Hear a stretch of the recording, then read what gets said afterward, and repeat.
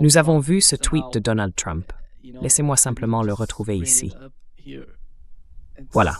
Oui, vous voyez Donald Trump tweeter que si l'Iran réprime et tue violemment des manifestants pacifiques, ce qu'il dit être leur habitude, les États-Unis d'Amérique viendront à leur secours. Nous sommes armés, chargés et prêts à agir. Et ensuite, nous avons eu la réponse du chef du Conseil national de sécurité iranien, Ali Larijani. Il a déclaré qu'avec les déclarations des responsables israéliens et de Donald Trump, ce qui se passait en coulisses est désormais clair.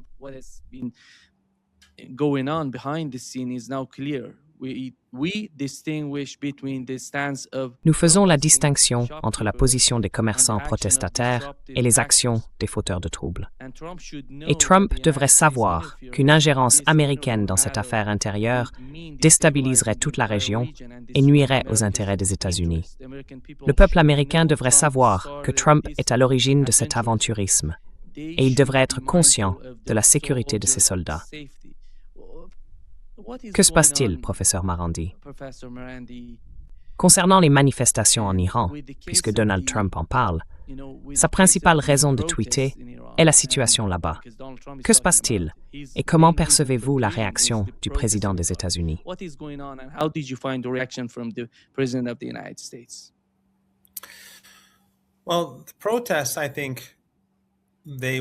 Eh bien, les manifestations, à mon avis, sont assez simples. Ce qui s'est passé, c'est qu'il y a eu une chute soudaine du rial sur une courte période. Et certains commerçants et entrepreneurs du centre-ville sont descendus dans la rue pour protester. En gros, ils étaient inquiets, car l'instabilité du cours du rial rend très difficile l'achat et la vente de marchandises, la réalisation de bénéfices et la survie de leurs entreprises. Ensuite, comme lors d'occasions précédentes, il y a eu immédiatement des infiltrations de petits groupes, et nous avons observé cela dans différentes villes également. Lorsqu'ils s'infiltrent, ils deviennent violents, et on se retrouve alors avec un mélange de manifestants et d'émeutiers. Peu à peu, les manifestants s'en vont et les émeutiers restent. Ce que nous avons vu ces derniers jours, ce sont surtout des émeutes.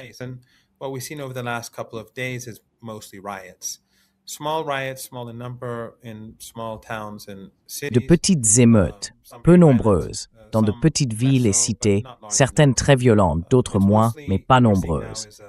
Ce que nous voyons maintenant, c'est surtout de l'IA, beaucoup d'anciennes images et de la manipulation.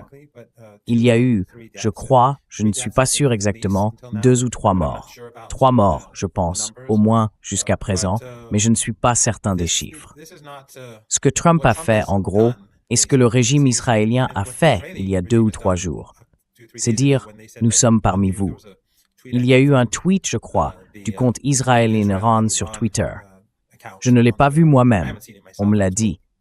Peut-être que quelqu'un dans votre public en saurait plus. Mais je pense que c'était assez stupide de leur part d'annoncer leur implication.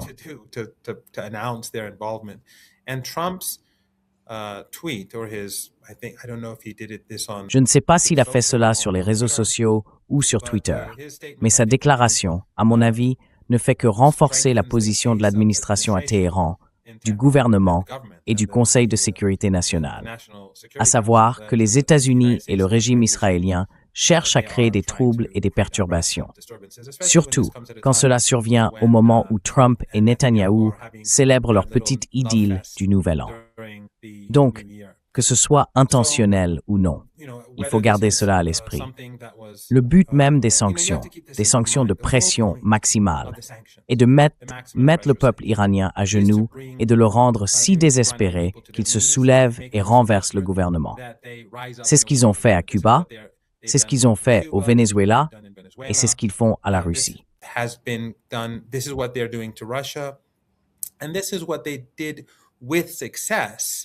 Et c'est exactement ce qu'ils ont fait avec succès dans le cas de la Syrie. Je suis allé en Syrie assez souvent et au fil des années, il était clair que la population ne soutenait pas l'arrivée d'Al-Qaïda à Damas. Mais surtout, après l'imposition des sanctions dites César, le moral des Syriens en général s'est effondré. Les choses se sont rapidement aggravées, car il y avait des endroits en Syrie je ne les ai pas vus moi-même, mais on me l'a dit, où les gens faisaient face à des pénuries alimentaires. En d'autres termes, ils étaient au bord de la famine. Les sanctions sont donc là pour faire souffrir la population. Elles ne visent pas les gouvernements, elles visent toujours les gens pour les forcer à céder. Mais cela ne fonctionnera pas.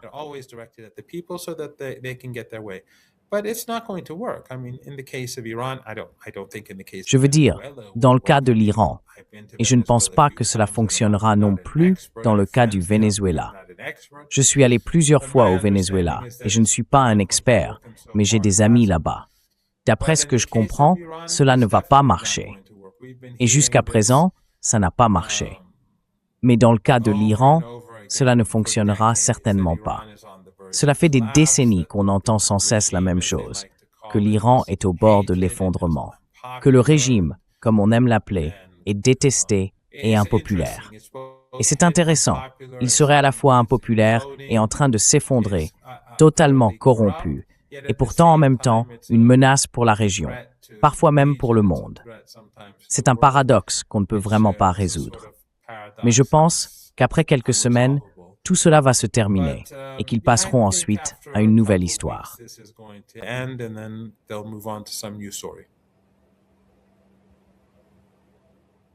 Je t'entends pas, Nima. Ambassadeur, quelle est votre compréhension de la réaction de Donald Trump? Eh bien, je pense que Mohammad Marandi a raison. La politique fondamentale des États-Unis, qui consiste à soutenir les intérêts israéliens et à éliminer l'Iran comme rival dans la région, vise à appauvrir le peuple iranien afin qu'il dirige sa colère contre le gouvernement et le renverse. Et bien sûr, je pense, juste avant que nous commencions, je spéculais, car c'est tout ce que je peux faire, je ne suis pas en Iran avec vous, qu'en réalité, il y a deux types de personnes impliquées dans ces manifestations ou émeutes.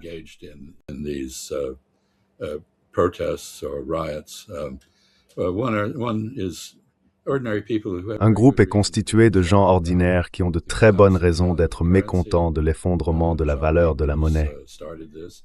Les commerçants ont commencé ce mouvement, mais d'autres les ont rejoints ensuite, réagissant à de nombreuses autres pressions, comme la forte baisse du niveau de vie, la pénurie d'eau qui s'aggrave et la menace pesant sur Téhéran.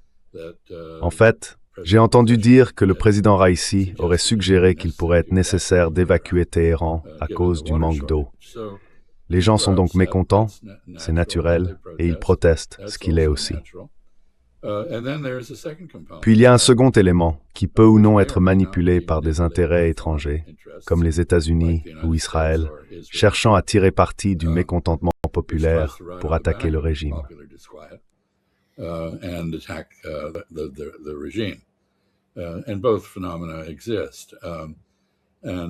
Et les deux phénomènes existent. La question revient vraiment à la manière dont le gouvernement gère cela. Répond-il aux manifestations par des ajustements de politique et des changements de pratiques qui traitent les griefs de la population? Maintient-il l'ordre face à ceux qui sont violents? Et ici, je vais avouer que je suis conservateur. Je ne croyais pas que la Bonus Army, que Mohammad connaît probablement, mais personne d'autre, était justifiée. C'était un groupe de personnes après la Première Guerre mondiale, dans les années 1920 et 1930, qui demandaient réparation au gouvernement et occupaient le mal à Washington. Ils ont finalement été dispersés par Douglas MacArthur et il y eut à l'époque un vif débat au sein du gouvernement à ce sujet.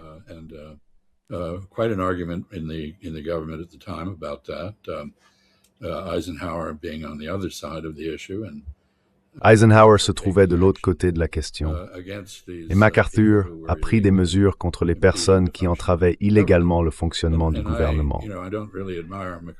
Je n'admire pas vraiment MacArthur pour de nombreuses raisons, mais je dois dire que je ne pense pas qu'aucun gouvernement ait la responsabilité de tolérer la violence des foules ou les actions illégales. Les gouvernements ont en revanche la responsabilité d'écouter les manifestations légales. Et dans la mesure où les manifestations deviennent illégales il me semble naturel de s'attendre à ce que le gouvernement agisse contre elle. Voilà, en gros, ma vision de la situation. Celle de Donald Trump et celle d'Israël, comme Mohammad l'a indiqué, sont ouvertement opportunistes.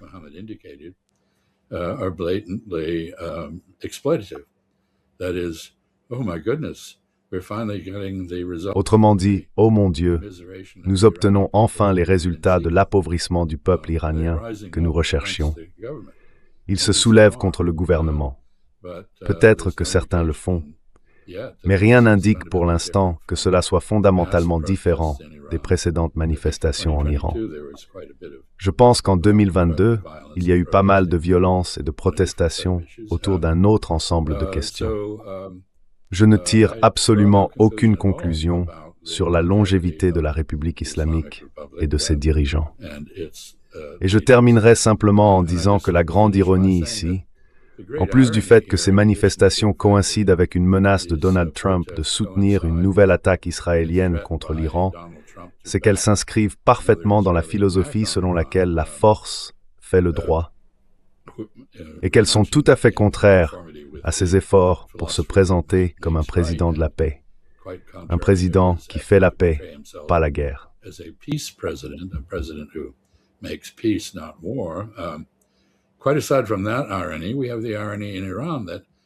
Au-delà de cette ironie, il y a en Iran une autre ironie. Le président Pezeshkian a été élu pour tendre la main à l'Occident, mener des réformes économiques et s'attaquer aux problèmes mêmes qui provoquent actuellement la détresse. Et il se trouve dans une position très difficile. J'ai cru comprendre qu'il a remplacé l'un des gouverneurs de la Banque centrale et qu'il laisse entendre qu'il essaye d'agir sur la monnaie. Je ne sais pas ce qu'il peut faire concrètement, mais je suppose que ce qui se passe poussera l'Iran à s'éloigner davantage de l'Occident et à entretenir une relation plus étroite avec d'autres centres de pouvoir dans le monde, comme la Chine, comme la Russie. Et le pays cherchera à se détacher autant que possible de sa dépendance continue à l'Union européenne, à ses produits et à ses services. Donc, au final, je ne sais pas comment tout cela va se terminer, mais je soupçonne que ce ne sera pas au bénéfice de ceux en Occident qui souhaitent dominer l'Iran.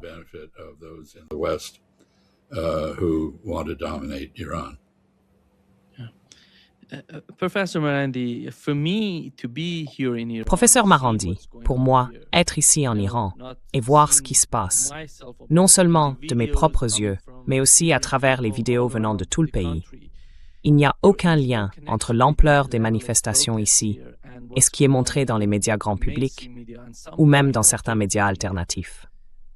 Et vous savez, je reviens ici après 12 ans et le fait d'être sur place, de le vivre directement, c'est assez surprenant.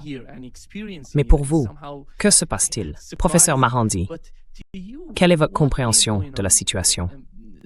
Professor Marandi, and what's your understanding in that?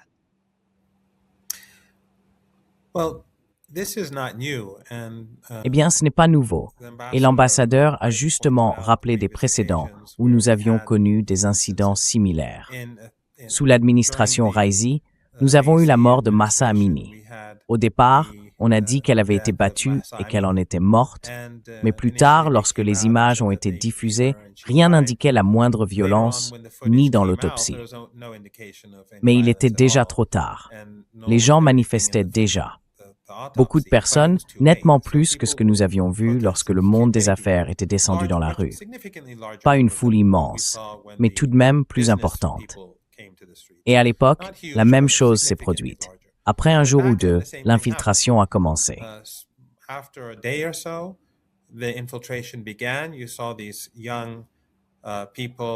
Vous avez vu ces jeunes gens masqués arriver, très violents, attaquant la police, les bâtiments, les banques, les agences gouvernementales, les magasins, les forçant à fermer et intimidant la population. C'est essentiellement une répétition de ce qui s'est passé, mais en beaucoup plus faible, pour deux raisons. La première, c'est que les gens se souviennent de ce qui s'est produit à l'époque et qu'ils n'aiment pas la violence.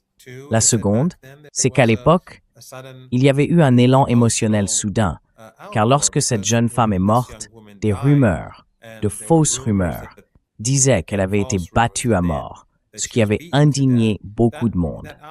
Cette fois-ci, la question porte sur la dévaluation de la monnaie.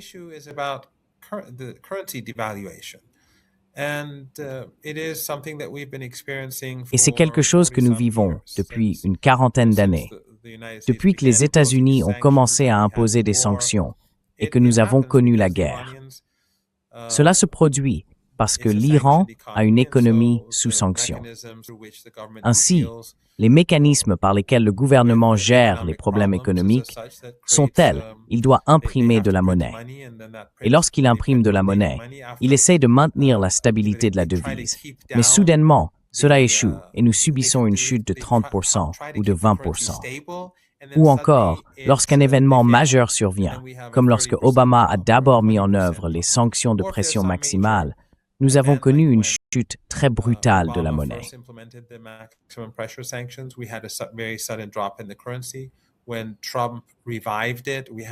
Quand Trump l'a relancé, nous avons aussi connu une forte chute de la monnaie.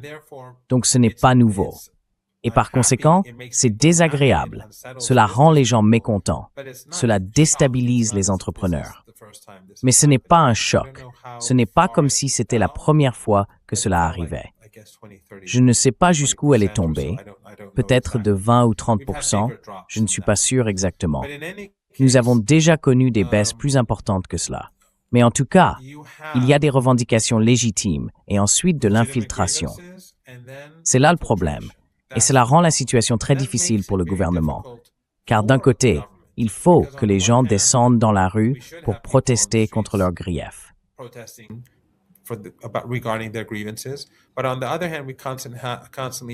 Mais d'un autre côté, nous avons constamment une implication étrangère. Par exemple, il y a 3 ou 4 ans, pendant le mouvement Femmes, Vie, Liberté, beaucoup de personnes arrêtées envoyaient leurs vidéos à l'étranger ou recevaient des instructions venues de l'étranger pour se rendre à certains endroits et attaquer des bâtiments précis. Elles recevaient aussi de l'argent via le Bitcoin. Beaucoup d'entre elles ne se connaissaient même pas. On leur disait simplement « Va à tel endroit, tu rencontreras 4 autres personnes. » Et elles s'y rendaient toutes. C'était bien organisé. Ce modèle ressemble beaucoup à ce que nous avons vu à l'époque. Mais encore une fois, comme je l'ai dit, les gens sont aujourd'hui plus sceptiques qu'il y a 3 ou 4 ans, parce qu'ils se souviennent de ce qui s'est passé.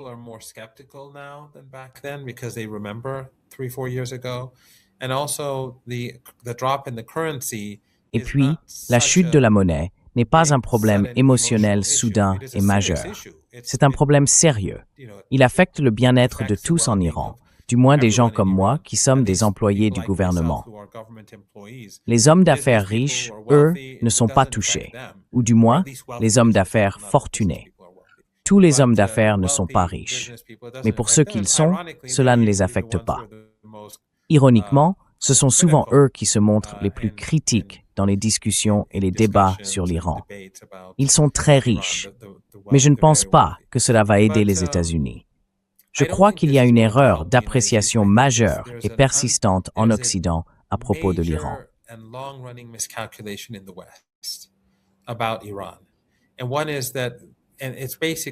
Et l'une des raisons, c'est qu'ils croient fondamentalement à leur propre propagande. Ils croient ces Iraniens qui travaillent pour eux et disent ce qu'il faut dire. Ils pensent donc constamment que l'Iran est une sorte de, enfin, comme ils l'appellent toujours, un régime. Ce n'est donc pas vraiment légitime, ce n'est pas normal, et par conséquent, cela ne durera pas. Chaque fois qu'il y a le moindre signe de mécontentement, ils y voient la preuve de sa disparition imminente et essayent d'imposer ce récit. On voit des manifestations bien plus importantes en Europe contre le génocide à Gaza. On y voit la brutalité policière dans les rues, sans aucune violence de la part du peuple. Mais là, c'est acceptable.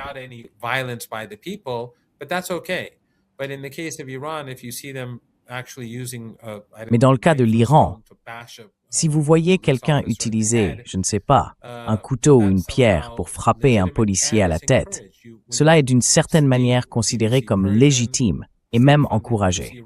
Quand vous regardez BBC Persian, qui est financé par l'État, ou Iran International, probablement financé par le Mossad, ou d'autres médias, ils encouragent la violence. Ils essayent de créer la peur et de faire croire aux Iraniens que tout est dangereux, ce qui est faux. Mais au final, quand les gens prennent du recul et regardent la situation dans son ensemble, ils deviennent plus sceptiques envers l'Occident. Et cela rend aussi le président et la direction plus méfiants. Donc ce qu'il fera, vous m'entendez? Oui, en ce moment, oui. Can you hear me? Yeah, right now, yeah. Okay.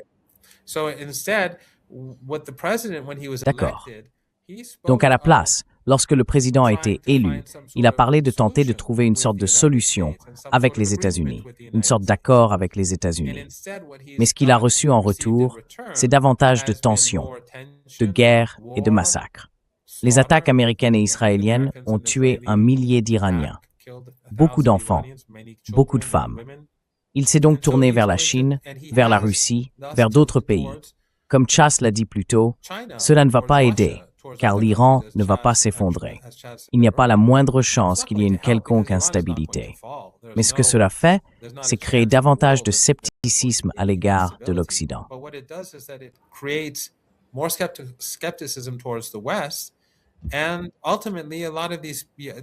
Et au final, beaucoup de ces gens qui sont, l'Iran, d'ailleurs, le fait aussi. Si l'on regarde les Israéliens qui ont été arrêtés pour, je suppose, mais je suis presque sûr que c'est ainsi que cela fonctionne. Ils communiquent avec des Iraniens via les réseaux sociaux et ils reçoivent probablement de l'argent par ce biais. Et c'est exactement ce que les Américains et les Israéliens font aussi à l'intérieur de l'Iran. Mais dans le cas de l'Iran, certains d'entre eux se livrent probablement à l'espionnage, j'en suis convaincu, tandis que d'autres sont envoyés pour semer le trouble dans les rues. Et encore une fois, à des fins de propagande, cela peut servir pendant quelques jours, mais au final, cela ne détournera pas l'attention de Gaza, et cela ne déstabilisera pas l'État iranien.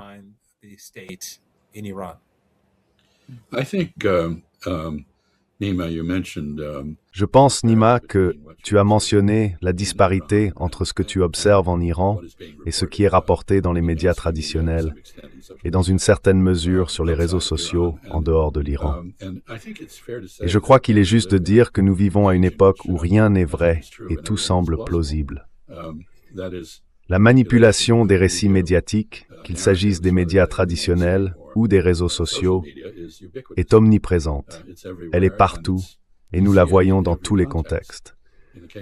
Dans le cas de Gaza, nous avons vu une tentative de faire, comme le disait Groucho Marx, « Qui allez-vous croire, vos yeux ou ce que je dis ?» Et ce qu'on nous dit, c'est qu'il n'y a pas de génocide, qu'il y a beaucoup de nourriture, et que le Hamas agit illégalement, bien qu'il ait le droit, en vertu du droit international, de résister violemment à l'occupation.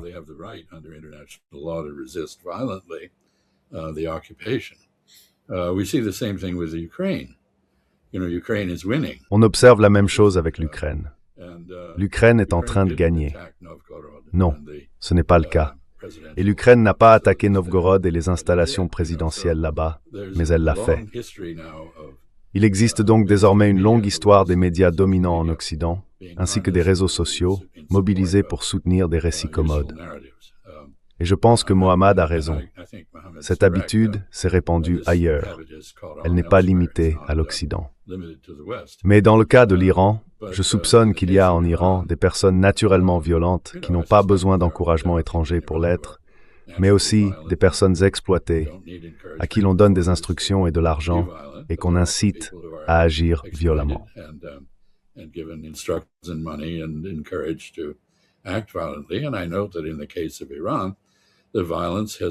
Et je sais que dans le cas de l'Iran, la violence a inclus plusieurs assassinats de politiciens, de scientifiques et d'ingénieurs iraniens.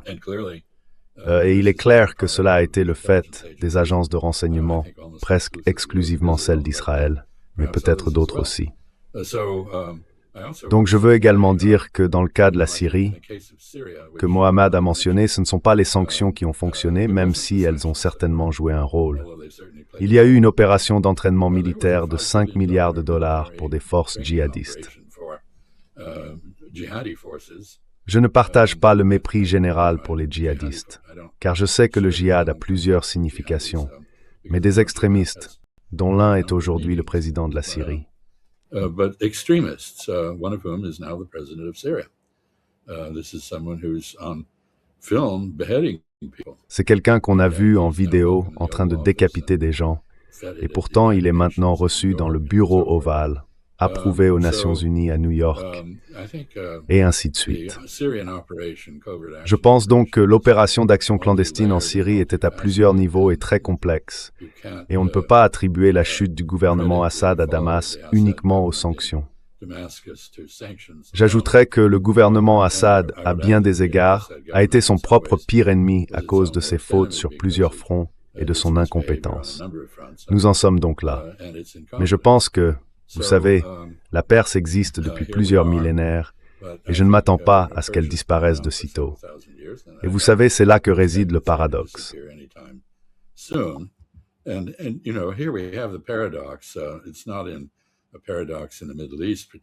Ce n'est pas un paradoxe au Moyen-Orient en particulier, ni en Asie de l'Ouest.